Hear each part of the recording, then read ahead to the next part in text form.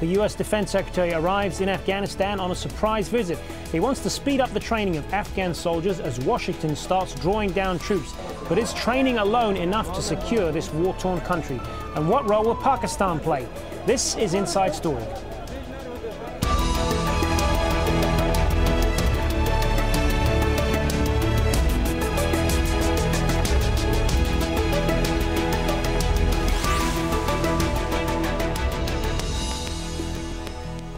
Hello, welcome to the program. I'm Hazem Seeker. Well, it was a visit aimed at transferring security to Afghans as the U.S. prepares to withdraw its troops.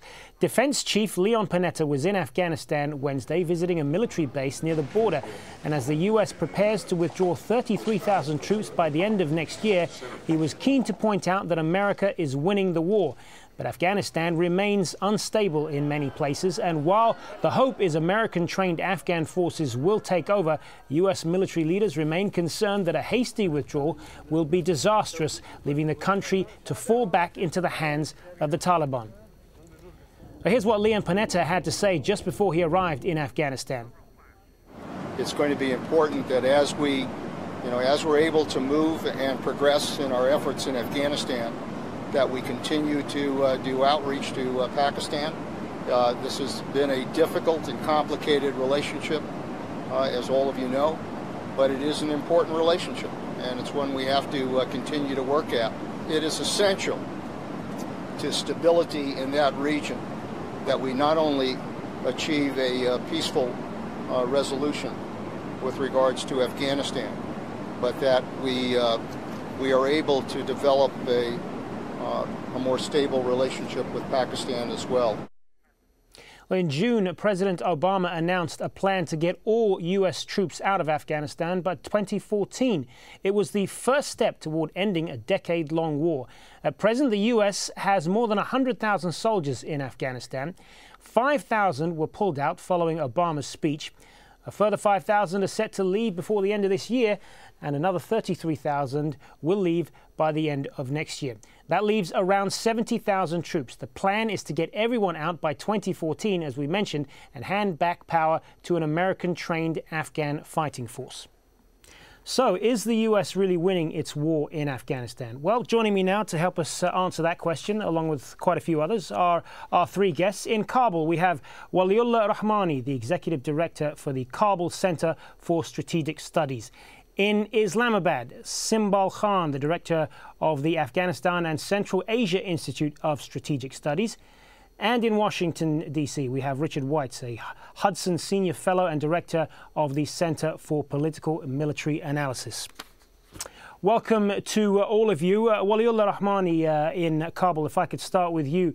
Now, just give us a feel for what the situation is like in your country right now as far as the security situation there, and what will fewer foreign troops in Afghanistan look like?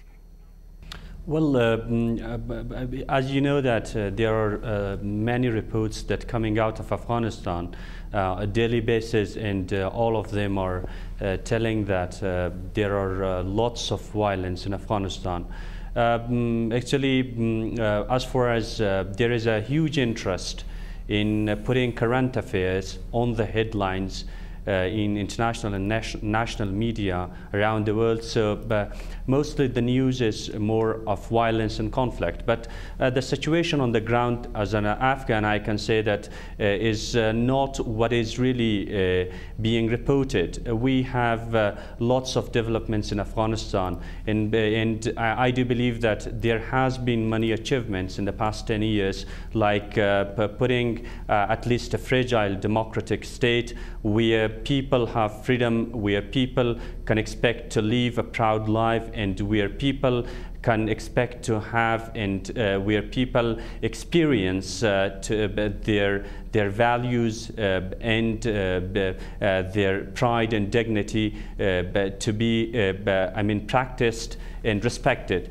So in general, we have this side of Afghanistan, unfortunately, which is not being reported highly in Afghanistan. But I do believe as an Afghan, I think that the situation in Afghanistan is, the reality in Afghanistan is more optimistic, and I can see that in the eyes of Afghans in polls and in opinion polls that has been published by various prestigious and credible sources such as ABC, BBC, and the Asia Foundation.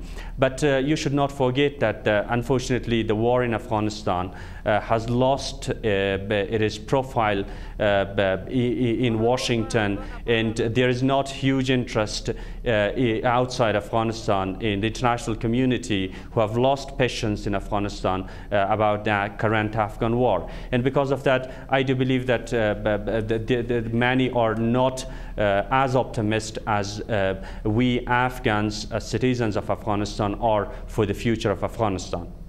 Richard Weitz, we asked that question just at the top of the discussion there of whether the U.S. was really winning the war in Afghanistan. The U.S. Defense Secretary Leon Panetta certainly believes that.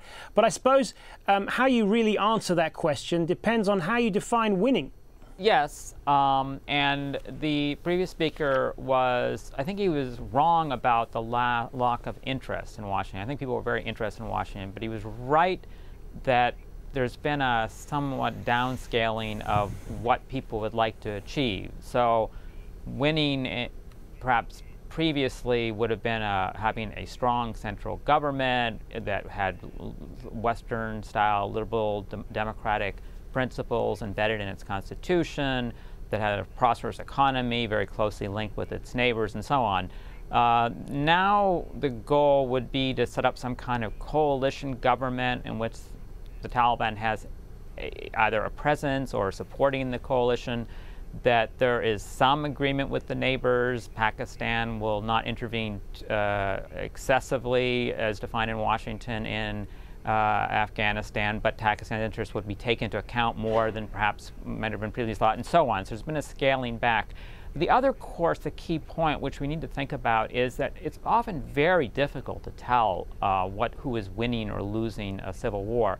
Al Jazeera has been showing this profile the past few weeks, and I'm sure this will continue, reviewing what's happening in Iraq.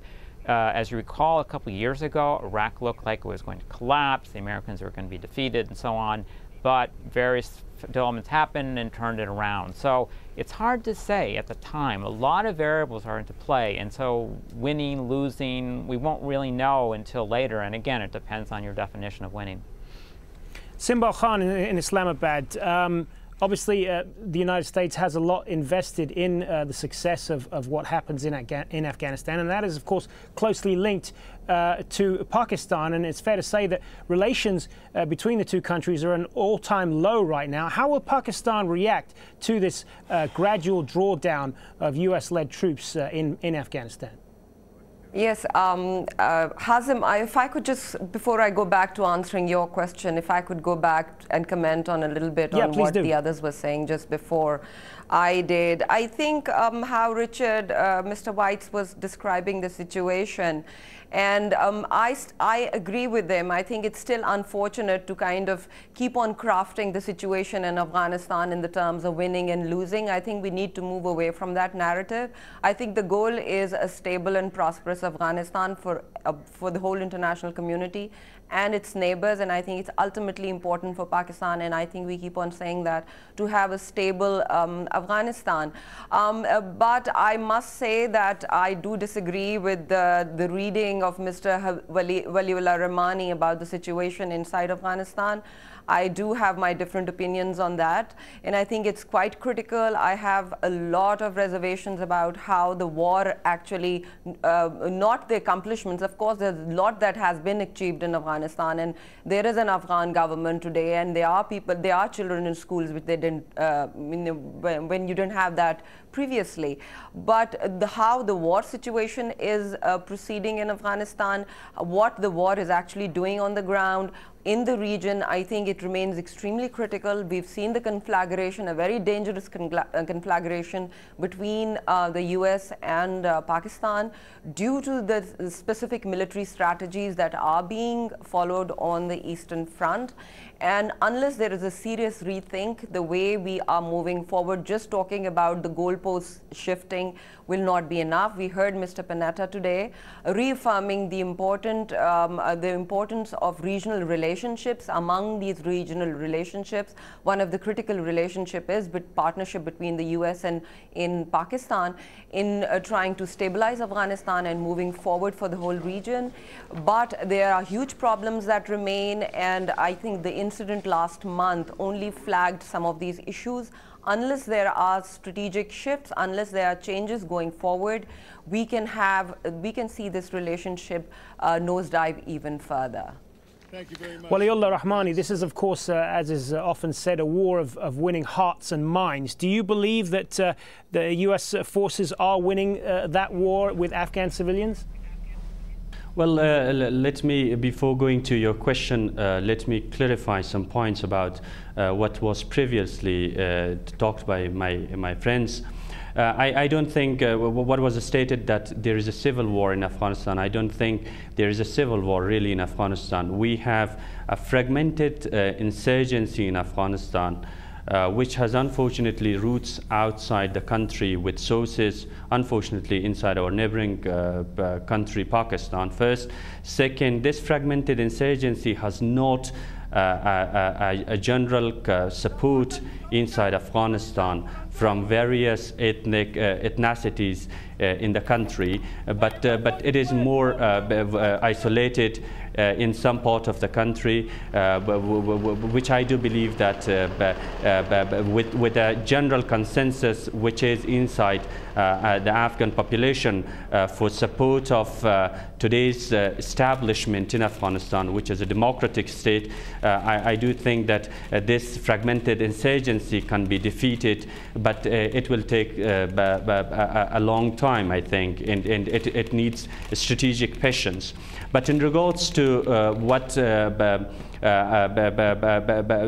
the US military winning the hearts and minds of Afghans, I think by the transition and the transition strategy that is put forward by the international forces, especially the Americans, we are going towards putting all responsibilities and authorities to the Afghan government, the Afghanistan state, and Afghan security forces. With this move, I do believe that we should go forward with some developments in our counterinsurgency, counterterrorism, and stabilization of Afghanistan. But there is a fear of the post-2014, where many Afghans think that by that time the US might not be or should not be willing to be in a position to support the Afghan security forces financially, I mean to give our defense budget and to give our counterinsurgency and counterterrorism budgets. I think it is a big concern for many Afghans, and I do believe that if there should be a strategic shift in the US strategy and in international community's strategy, it should be towards granting support for another decade till 2024 in order to have a strong Afghan national security forces to guarantee the survival of our past 10 years achievement and to guarantee the survival of a stable Afghanistan, which should not be a safe haven for terrorists. Unfortunately, for now, what I do think we have to pay attention to that is that today Pakistan is a safe haven for terrorists, and I do believe that there should be a straightforward policy and a strategy from Washington in order to put pressure on Pakistan to take measures against terrorists and those who are operating and producing terrorists for many parts of the world. Let's put some of that then to Simbal Khan in Pakistan. As we said, a lot of this depends on the relationship with Pakistan, because the success of what happens in Afghanistan is deeply linked to that. And part of the reason why relations are not good right now is from the US side is certainly because the US doesn't feel like it's dealing with an honest partner here. I think, this narrative which we just heard, I mean, your question and the narrative that we just heard from Mr. Rahmani from Kabul, I think we've been hearing this narrative for the past 10 years. If you would just kind of rewind 2 years from now, 3 years from then, middle of the last decade, we would hear the exact same kind of narrative emanating. But the fact is that basically the war has now gone on for 10 years. I think when President Obama administration was just being sworn in, there was an overall agreement on the basis that, of course, the sources of conflict remain within Afghanistan, and that military option is not the solution, not the only solution available. Military options have been exhausted, and now we have to kind of shift over to a political framework. But we somehow keep on revolving around the same element over and over again. So what is Pakistan doing to contribute to that political solution? I'm just coming back to it. I'm just coming back to it. I mean, I think you mentioned it, and Mr. Waliullah is also talking about this whole sanctuary issue, which also, as far as I'm concerned, is an enduring issue, and it's been going on for the past 10 years. The point is that the issue of the sanctuaries, or the issue of the presence of Taliban across the border, the insurgents across the border, is a known element in this war. It has been known since 2001. It has been kind of calibrated in all the strategies, all the 20 different strategies that we've been seeing coming over. When you have a border situation where you have about 50,000 Pashtun nationals crossing the border every day, where the border is completely ill-defined, where you have a seamless economic space and a political space around the border, it is literally impossible not to have, within those 50,000 people, not to have militants, not just from Pakistan going into Afghanistan. We are now watching militants coming from Afghanistan into Pakistan. This is a situation, that is why this war has been so complex. That is why, with all the militaries of the world, with 48 countries, with their forces in Afghanistan, with the US and the NATO's presence there in Afghanistan, full force, with about I think about $500 billion gone down the drain, we are still not seeing a real stability return to our country, because this complexity of the whole situation there. And if you just keep on going back to dumping the whole problem into Pakistan's lap and saying that it is Pakistan's responsibility to stop it, we have not been able to stop the internal terrorist strikes ourselves. And I think just this kind of accusations flying around are not really showing us the path out of this. And what we have seen in Pakistan, and I think we are going to see more of this, is there's a clear resolve here. All right, I want to bring in Richard Weitz and get his response to some of what he's just heard. Do you think it's unfair to blame Pakistan for too much of this? Well, we can't. It's unfair to blame an entire country. There are certainly actors in Pakistan that are perhaps pursuing policies that the United States is uncomfortable with. There are some groups, probably a dwindling number, but there are some influential groups who still see the Afghan Taliban as a useful proxy mechanism to project Pakistan's influence in Afghanistan. It used to be official policy, it no longer is, but there are probably some people who still support it. But it's also true that that whole border is very porous, a bit artificial. There's a common ethnic group, the Pashtuns, on both sides. They feel comfortable going back and forth. They often feel as if they're not fully represented in Kabul or in Islamabad. The United States has perhaps been trying to do too much of a technical solution to the problem. You rely on military force, border controls to deal. It's changed a bit. There's been more emphasis on the political economic dimension, which I think might promote longer-term stability. But it's a problem. That whole border is a bit artificial in some ways, and so it's hard to completely seal it.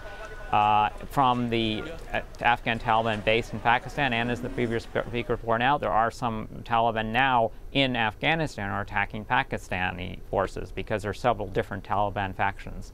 I want to ask you as well about the timetable for the US-led withdrawal that we laid out there at the top of the program, and to what degree this is complicated by budget pressures and politics back in Washington. I mean, when the US Defense Secretary says that the decisions about that are not going to be, that they're basically going to be dictated by the reality on the ground. If there are improvements in security, then we can begin to withdraw. But that's not entirely his decision, is it? I mean, how much is this dependent on Obama's re-election prospects and domestic politics in the U.S.? Those are all important variables. I think President Obama has made clear since his coming to office that he feels very strongly about the Afghan war. And so he has twice surged the number of U.S. forces there. They've extended the deadline multiple times about how long they think NATO forces need to be there and how long it will take the Afghan forces to stand up and be reconstituted and strong enough to resist the Taliban. But it's true, if he loses, the Republican Party is divided. You've got some who want to get out really quickly and just liquidate this commitment, concentrate more on problems at home. You have others who consider it very important to win the war in Afghanistan and have been critical with President Obama for his policies too rapidly what they see as drawing from Iraq.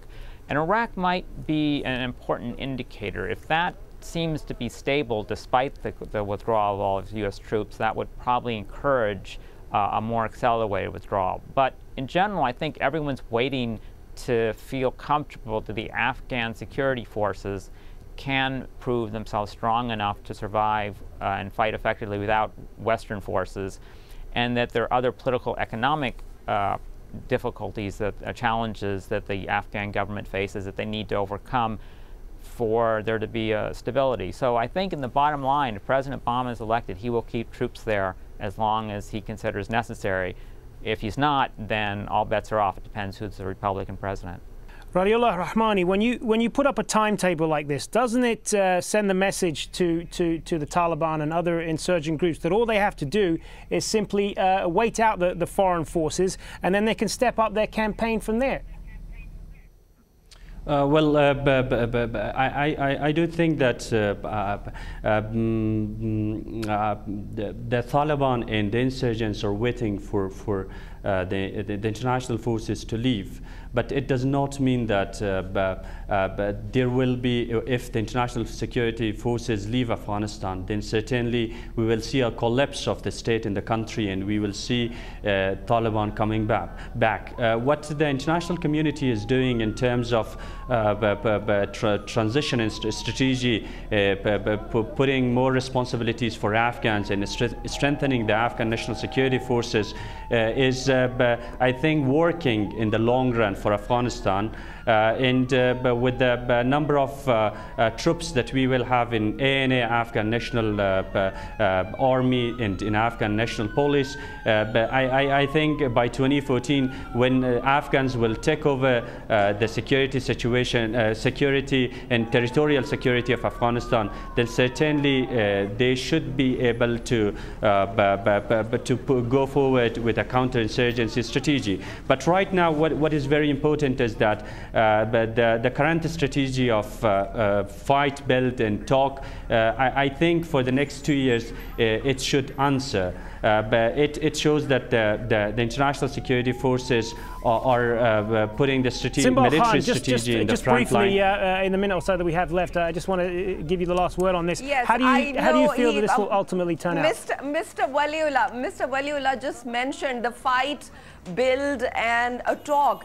We know the fighting in the building, but I think there has been no talking. That has been the whole issue, that the way you are fighting, it will never lead to the talking level at all. And that is what we've seen with the failure of the High Peace Council and the very sad assassination of Professor Rahmani. As long as you keep on fighting, it is very difficult to talk. And I think there has been a clear understanding in the international community, as well as in huge sections in Afghanistan, that we have to start talking as well. But with the fighting, as long as this fighting goes on, as long as this aggressive things short there because we are unfortunately out of time. I appreciate your passion for the subject, but we are going to have to draw things to a close. But thank you to all three of our guests. What has been a very spirited discussion. Waliullah Rahmani in Kabul, Simbal Khan in Islamabad, and Richard Weitz in Washington. Many thanks for your time. And that's it for this edition of Inside Story. Thanks for watching. Remember, we'd love to hear your feedback on what we've just been talking about and any of the other topics we talk about here on Inside Story. You can email them to us at insidestory@aljazeera.net. Thanks for watching. Bye for now.